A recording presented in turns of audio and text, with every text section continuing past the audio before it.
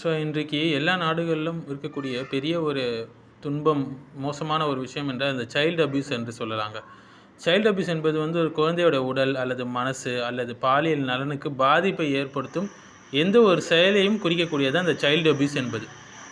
இது பெரும்பாலும் பெற்றோர்கள் அல்லது பராமரிப்பாளர்கள் அல்லது தெரிஞ்சவங்க, சொந்தக்காரங்க யாரா வேணா இருக்கலாம். அவங்களால உடல் ரீதியான அடி, பாலியல் ரீதியான சீண்டல், துன்புறுத்தல், உணர்ச்சி ரீதியான சித்திரவதை அல்லது கவனக்குறைவாக புறக்கணித்தல் போன்ற வடிவங்களில் நிகழுது என்று சொல்லலாம்.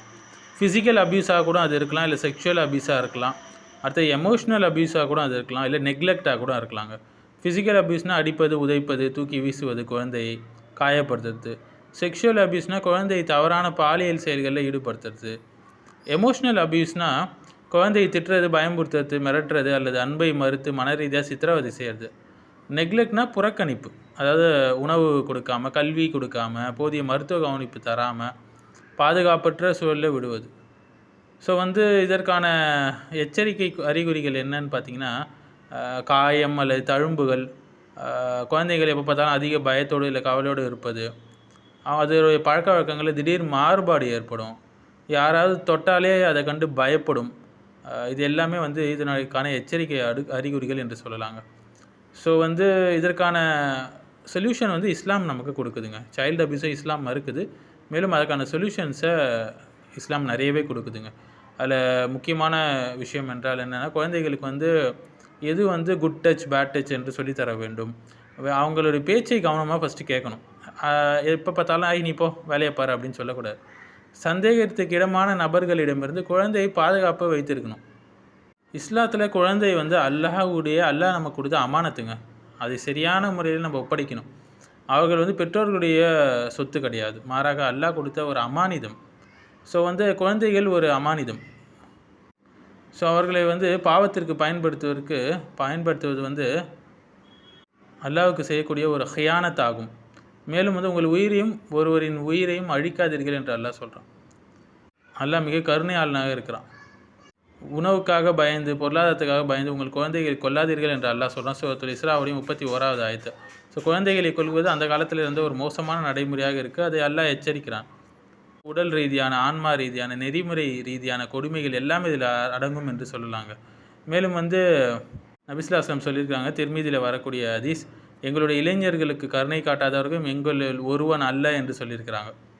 ஸோ இளைஞர்களுக்கு, குழந்தைகளுக்கு கருணை காட்ட வேண்டும். நபி ஸல்லல்லாஹு அலைஹி வஸல்லம் தன்னுடைய பணியாளர்கள், பெண்கள், குழந்தைகளை ஒருபோதும் அடித்தது கிடையாது. சஹீஹ் முஸ்லிமில் வரக்கூடிய ஹதீஸ். ஸோ இது நபி ஸல்லல்லாஹு அலைஹி வஸல்லமுடைய சுன்னாவுக்கு எதிரானது. ஸோ ஒருவர் ஒரு பிள்ளை அதனுடைய பெட்டு இறந்துடுது. அப்போ யார் இந்த பறவையை ஒரு பறவையை காயப்படுத்தப்பட்டதுக்கு யார் இந்த பறவையை புண்படுத்தியவர் என்று நபி ஸல்லல்லாஹு அலைஹி வஸல்லம் கடுமையாக கோவப்பட்டாங்க. ஸோ மிருகத்தை பாதுகாப்பதற்கே இவ்வளவு ப்ரிகாஷன்ஸ் நபி ஸல்லல்லாஹு அலைஹி வஸல்லம் எடுத்தாங்கன்னா, குழந்தையை மேலும் பாதுகாக்க வேண்டியது உச்சகட்ட கடமையாக இருக்குது. இன்றைக்கி பிள்ளைகள் ஆன்லைன் விளையாட்டுகள் மூலம் என்ன செய்கிறாங்க, தவறான முறைகள் போகிறாங்க. மேலும் சமூக ஊடகங்கள் பெரும்பாலும் குழந்தைகளை பாதிக்கக்கூடியதாக இருக்குது. குழந்தைகள் மீதான பாலியல் காட்சிகள் சினிமாவில் காட்டப்படுது. பலர் குழந்தைகளுடைய மனநிலையை கவனமற்று இருக்கிறாங்க. குழந்தைங்கிட்ட பேசுறது கிடையாது ஃப்ரீயாக. ஃபஸ்ட்டு எல்லோரும் பேசினா தான் நம்ம அவங்களுக்கு ஏற்படக்கூடிய பாதிப்புகளை ஃபஸ்ட் நம்ம தெரிந்து கொள்ள முடியும். ஸோ குழந்தைகளுக்கு நல்ல தர்பியா கொடுத்து அவங்களே வளர்க்க வேண்டும். அன்போடு நல்ல வழிகாட்டல் கொடுத்து ரொம்ப மென்மையாக அவங்களை திருத்த வேண்டும். அவர்களுடைய குறைகளை எடுத்தாப்புலாம் அடிக்கக்கூடாது. ஸோ ஒவ்வொருத்தவங்களும் மேய்ப்பாளர்கள். அவர்களுடைய பொறுப்பை பற்றி அல்லாஹ் மறுமையில் கேள்வி கேட்பான். அப்போ பெற்றோர்கள் ரொம்ப ஜாக்கிரதையாக இருக்கணும் பிள்ளை வளர்ப்பு விஷயத்தில்.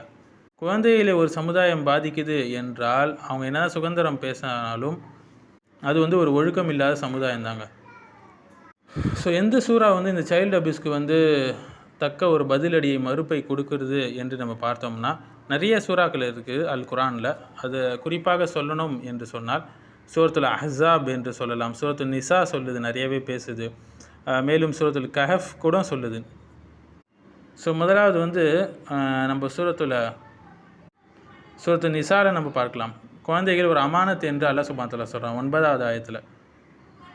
மேலும் 10வது ஆயத்தில் அனாதை குழந்தைகளோட சொத்தை அநியாயமாக சாப்பிடக்கூடாது என்று அல்லாஹ் சொல்கிறான். அது கடுமையான பாவம் என்று. மேலும் 29வது வசனம், யாரையும் அநியாயமாக கொல்ல வேண்டாம் அல்லது சேதம் செய்ய வேண்டாம் என்று சொல்கிறான். இதில் குழந்தைகளும் அடங்குவார்கள். ஸோ குழந்தைகளுடைய பாதுகாப்பு பற்றி பேசக்கூடிய முக்கியமான சூறா இது. சூரத்துல் இஸ்ராவுடைய 31வது ஆயத்தை நீங்கள் பார்க்கலாம். நீங்கள் வறுமையை அஞ்சி உங்கள் குழந்தைகளை நீங்களே கொன்னுடாதீங்கன்னு அல்லாஹ் சொல்கிறான்.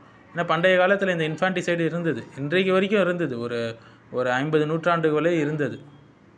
ஸோ இதெல்லாம் இஸ்லாம் அன்னைக்கே கண்டுபிடிச்சிருச்சு, 1400 வருஷத்துக்கு முன்னாடியே. சூரத்துல் அஹ்ஸாபுடைய 58வது பாருங்க, பாதுகாப்புக்கு உட்பட்டவர்களை குழந்தையும் அடங்குவார்கள் என்று சொல்லுது அந்த சூறா. மேலும் சூரத்துல் மாயிதாவுடைய 2வது ஆயத்து பாருங்கள், நீங்கள் நல்ல விஷயங்களில் நீதி மற்றும் தர்மம் சார்ந்த விஷயங்களில் ஒருவருக்கு உதவுங்கள் என்று சொல்கிறான். ஸோ குழந்தைகளை பாதுகாப்பது ஒரு தனிப்பட்ட கடமை மட்டும் இல்லைங்க, அது ஒரு சமூக பொறுப்பு.